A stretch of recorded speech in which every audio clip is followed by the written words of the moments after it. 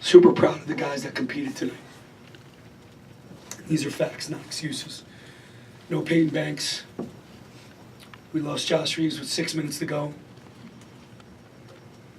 We didn't have Mike Watkins for long stretches. Julian Moore played on one leg. He put a gutsy effort forth. He got hurt during the Minnesota game. He knew he had to gut it out. And the guys that competed really competed hard.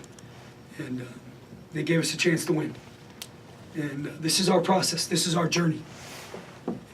Can't put my finger on why the ball's not bouncing our way, but this is our process. And we're going to learn from these. We're going to learn from these. And hopefully we learn quick. Sunday at Iowa in the Big Ten tournament. A lot of basketball to be played. But man, these kids are putting us right in the game. Right in the game, giving us a chance every night. And to me, that's exciting. It's really exciting. And I know these guys are down, but I know they're going to come back to work on Thursday and try to get better. But this is where we are. We got to learn from these setbacks and try to get better. Hey, Pat, can you talk about the confidence you have in Carr in just putting the ball in his hands and what he's able to do? Yeah, we try to move him all over the floor. They were doubling him. They were sometimes blitzing him in ball screens. So I felt like at the end there, I didn't want to put him in jeopardy of getting blitzed and turning the ball over. So I went to a post up, and then we had a couple options off of that. Shep made the right decision to throw back, and he was down, ready shooter. Kid's a confident kid.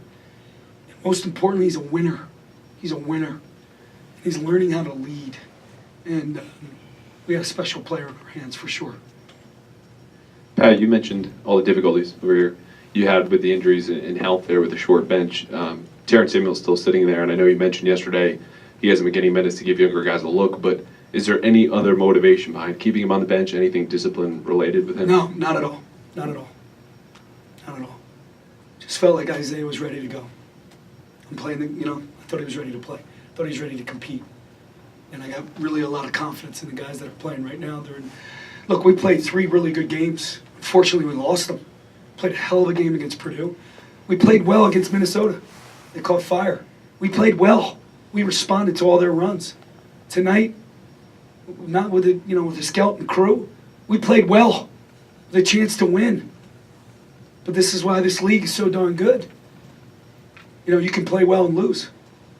But we will figure this out. We will figure out how to flip this our way.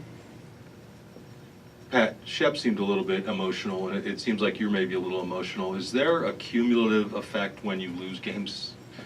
You kind of have your heart ripped out. I don't mean that in a belittling way, but you've lost some very tough games. Are you worried about it impacting the team because you said the guys are having a tough time in the locker room? When you invest in something, the way they have, especially a guy like Shep Jr., when you invest and you work, they're all working extremely hard. It hurts, and that's a good thing.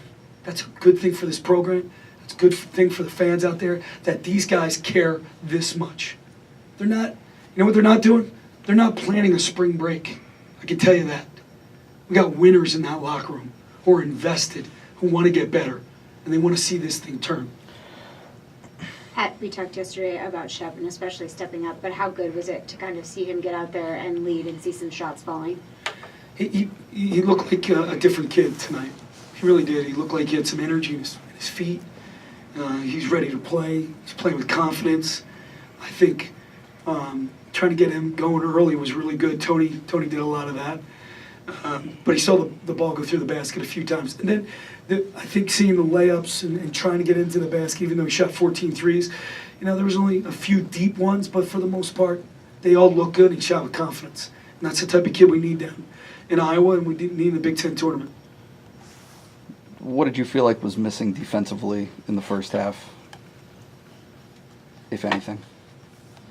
To give up 40 points, they really started to do a lot of ISOs. That's why they only have 9 assists and 17 turnovers. I thought we helped them in the first half with our live ball turnovers.